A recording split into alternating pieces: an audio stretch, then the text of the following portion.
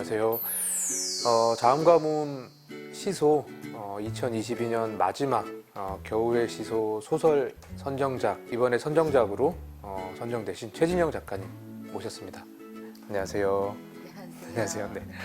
저희가 이제 계절별로 네. 한 소설은 한 4편 정도 네. 각 편집위원들이 추천을 해서 여러 작품들에 관해서 이제 이야기를 좀 나누다가 이제 그 한 편의 추천작을 선정을 하게 되는데요. 작가님 소설을 읽으시고 저희가 이야기를 나누면서 훨씬 더 뭔가 풍부해진다는 느낌을 받기는 했습니다. 그래서 처음에 읽었을 때보다 모여서 같이 이야기를 나누니까 소설이 더 풍성하게 읽힌다는 느낌을 받았는데, 오늘 이제 이 작가님께서 소설에 관해서 이런저런 이야기 해주시면 아마 더 재미있는 얘기들이 나오지 않을까.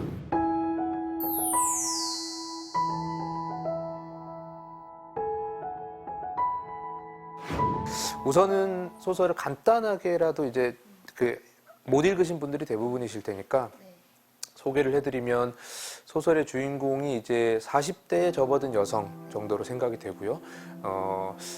젊은 나이에 30대에 이제 암 진단을 받고 지금 3기 재발 여부를 앞두고 있는 상황인데, 그 과정에서 아무래도 이제 구체적인 죽음에 관해서 좀 고민을 많이 하다가 더 이상 이제 내가 내 삶의 시간을 다른 사람에게 맡기는 게 아니고 내 스스로 삶의 시간을 만들어야 되겠다라는 결심을 하고 어떤 시골에 한 집을 이제 사서 여기에서 이제 남은 생애를 보내는 미래를 이제 그려보고 실제로 그걸 실현하려는 얘기 정도라고 일단은 요약할 수 있을 것 같은데요.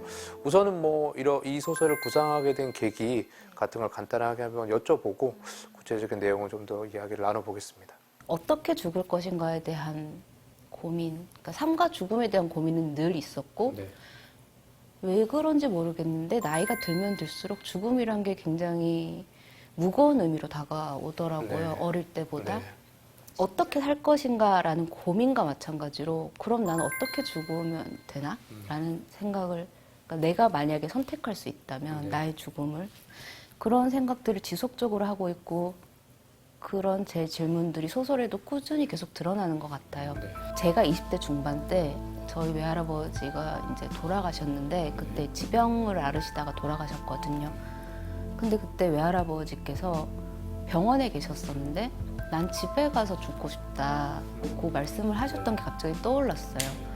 그게 20대 중반 때의 저는 그 말씀의 깊은 뜻을 이해하지 못했었거든요. 근데 어느 날 문득 그 이제 외할아버지의 말씀이 떠오르면서 너무너무 심정적으로 그때 외할아버지의 마음이 이제서야 이해가 된다.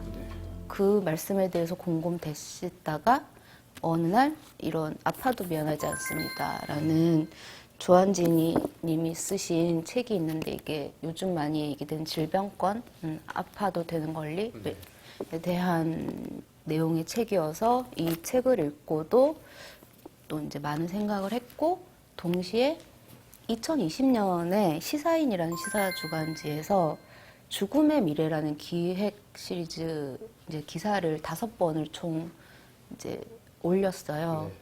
그 죽음의 미래라는 기사도 읽으면서 영향을 많이 받았고, 그리고 또 마지막으로 넷플릭스에 다큐멘터리 중에 엔드게임이라는 다큐멘터리가 네, 있어요. 네, 그것도 암이나 그런 병에 걸리신 분들이 자신의 죽음을 스스로 준비하는 내용의 다큐멘터리여서 그것도 되게 이제 뜻깊게 봐서 그런 것들이 막 한데 뭉쳐서 이 소설을 쓰게 되었어요. 결국에는 주인공에게 저는 굉장히 많이 감정이입을 했고, 만약에 나에게 내가 죽을 곳을 선택할 수 있는 행운이 주어진다면 나는 어떻게 할 것인가에 대한 생각으로 이제 쓴 소설입니다.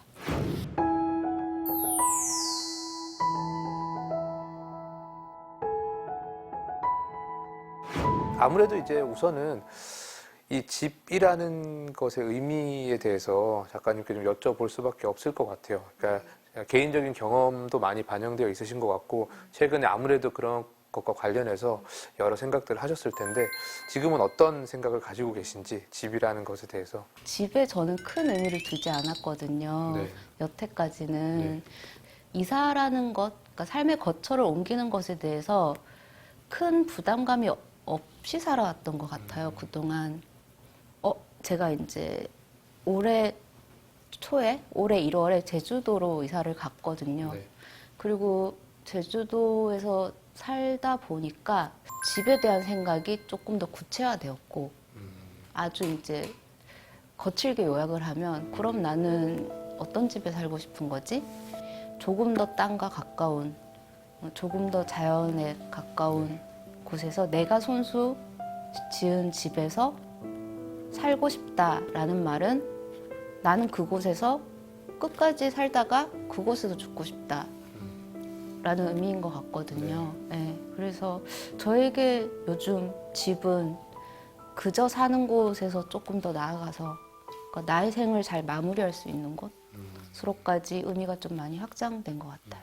집에 관해서 생각할 때는 사실 홈 스위트 홈이라는 제목도 그렇고 그 즐거운 나의 집이라는 뭐 소설 속에 인용되는 노래도 그렇고 사실은 내 근원으로서의 집, 그러니까 내가 돌아가고자 하는 고향으로서의 의미가 되게 강하잖아요. 그러니까 과거에 내가 정말 그 어떤 유년기의 추억 같은 걸 가지고 있는 그 따뜻했던 어떤 집, 정말 그 나의 마음의 고향 이런 형태의 집을 보통 서사화하고 그것들이 많이 이야기 되는데 되게 독특한 게 이 소설은 이제 미래의 집을 가지고 오는 형태잖아요. 그런 어떤 착상이랄까 그런 게 어떻게 이루어졌을까도 궁금하긴 했거든요. 이게 이 소설의 핵심이 이제 또 사실 시간이니까. 말씀해주신 것처럼 그 홈 스위트 홈이 과거에 내가 살던 집이라면 네. 저는 거기에 대한 환상은 1도 없고 고향집이 있긴 하지만 네. 거긴 부모님 집이고 제가 돌아갈 곳은 아니거든요. 네. 저는 이미 어른이 되었고 집을 떠났고 그곳으로 회귀하는 것은 저의 가치관과 맞지 않고 나의 집은 내가 고르고 네. 선택하고 스스로 이제 만들고 싶은 마음이 있고 그런 의미에서 과거로의 회귀라기보다는 나의 선택이 더 중요한 미래 쪽으로 조금 눈을 돌렸던 것 같고 시간 말씀을 해주셨는데 네. 점점 더 저는 그렇게 생각을 하게 되더라고요. 시간이란 도대체 뭘까? 이것도 너무 근원적이고 막막한 질문이긴 한데 우리가 인간이라는 존재가 시간에 너무 얽매여 살고 시간에 쫓기고 그런 존재잖아요. 네. 저 역시 마찬가지고 시간에 너무 쫓기고 얽매이다 보면 그런 게 스트레스가 되니까 그 순간에는 그냥 거시적인 관점으로 그냥 확 물러나 버려요, 제가. 그럴 수는 없지만 그렇게 해보려고. 인간에게 시간이란, 미시적인 시간이란 정말 그 일방향으로 흐르는 그런 시간이지만 거시적으로 확 뒤로 물러나서 우주로 이렇게 이제 나가서 이렇게 보면 시간이 없어요. 우주 공간에는 시간이 없잖아요. 근데 인간은 지성적 존재, 지적인 존재인 인간은 시간이란 개념을 만들어서 그것으로 굉장히 많은 발전을 이루었지만 한편으로는 거기에 굉장히 얽매여서 살아가고 있고 그래서 저는 저의 인생을 위한 하나의 방편으로 그렇게 뭔가 나를 얽맨 무언가가 있을 때는 우주적 관점에서 보자.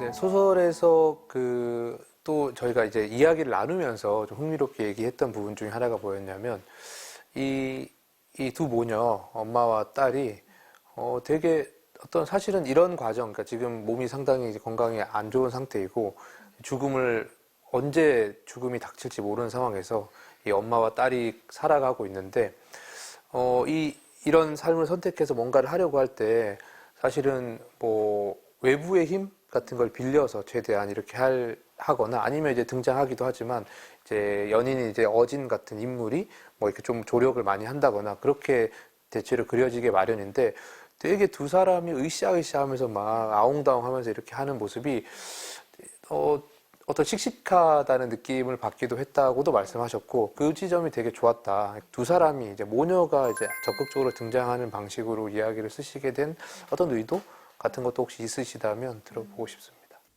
연인과는 그렇게 약속을 하죠. 우리는 사랑하는 사이고 앞으로 평생 함께 하자. 네. 그리고 그 약속을 지키기 위해서 굉장히 노력하고 애를 쓰지만 남남이죠. 네. 그렇죠. 근데 엄마라는 존재는 어떻게 보면 딸이 그런 선택을 했을 때 가장 반대하고 걱정할 존재이면서도 네. 제가 생각하기에는 말도 안 된다고 말을 하면서도 이걸 어떻게든 성사시켜 주고 싶은 존재일 것 같아요.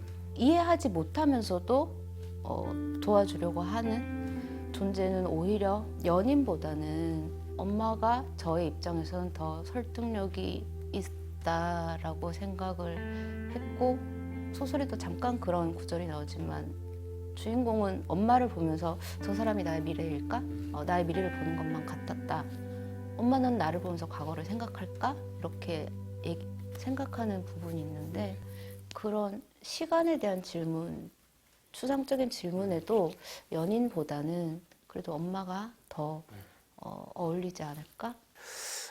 소설에서 이제 아까도 그런 말씀하셨지만 또 질병의 문제라든가 이런 것들이 좀 고민이 많으셨다고 했는데, 사실은 요즘 많이 얘기되는 또 키워드 중에 하나가 돌봄인 것 같아요. 특히 이제 이런 이제 그 말기 암 환자를 가족으로 두고 있는 사람 혹은 뭐 연인으로 두고 있는 사람이라면 그런 지점들을 굉장히 구체적으로 고민할 수밖에 없을 것 같은데, 이 돌봄이라는 어떤 행위하고 이제 사랑이라는 어떤 감정하고 사이에서 좀 고민이 있기도 한 것 같아요. 제가 이 소설을 써야겠다라고 마음먹은 이유 중에 하나가 더 이상 아픈 사람들을 병원으로만 밀어넣는 이 시스템 자체가, 그래서 병원으로 가지 않으면 이기적인 존재가 되고 자기 생각만 하는 아픈 사람이 그 정도의 욕심마저도 내지 못하게 하는 이 사회 구조가 그다지 제가 보기엔 건강하지 않다라는 생각이 들어서,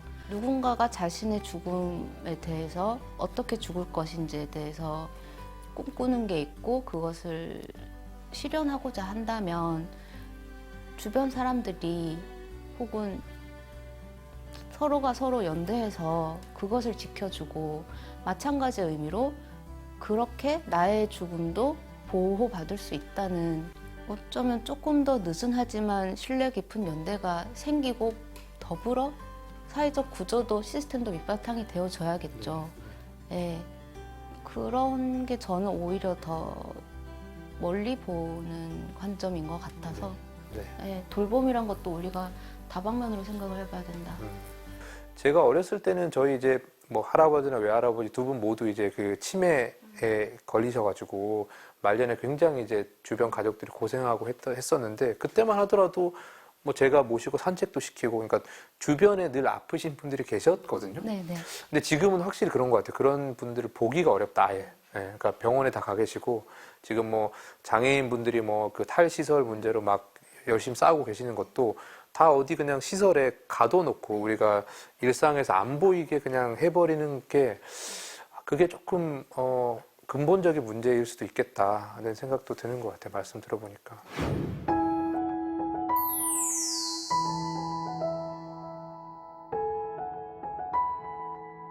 제 기억으로는 거의 뭐 특별히 뭐 그런 쉼 없이 거의 뭐 매해 그래도 꾸준히 어떤 형태로든 독자분들을 만날 수 있는 형태로 작업을 하고 계시니까, 뭐 우리 이제 저희 시소도 아마 이제 단행본으로 만들어지면 또 이 작품이 많이 읽힐 것 같고, 또 내년에 계획하고 계신 작품들도 잘 마무리가 돼서 또 얼른 또 만나 뵙기를 바라보겠습니다. 자, 그러면 오늘 뭐 그 참여하신 뭐 소감이나 간단한 이제 뭐 네. 말씀 듣고 마무리를 해볼까요? 우선 제 소설을 시소 이 계절에 소설로 해주셔서, 칭찬해 주셔서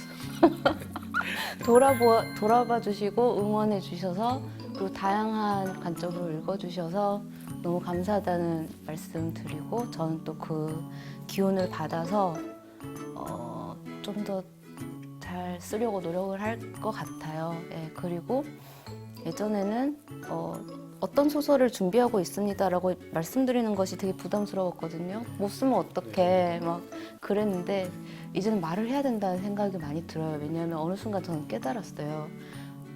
제 소설을 기다리고 있는 사람이 있으니까 내가 쓰는 거지. 그러니까 많이 기대해 주세요, 여러분. 그리고 다음 소설 또 써서 인사드리겠습니다. 네, 그럼 이것으로 겨울 시소 선정작으로 뽑히신 최진영 작가님 홈 스위트 홈 관련해서 이야기를 한번 나눠봤습니다. 올해 이제 시소로 선정된 작품들 시 4편, 소설 4편은 이제 단행본으로 묶어서 아마 내년 초 1, 2월 중으로 만나볼 수 있게 될 테니까요. 그때 또 작품들 직접 읽어보시면서 많은 이야기들 나눴으면 좋겠습니다. 이것으로 마치겠습니다. 감사합니다. 감사합니다.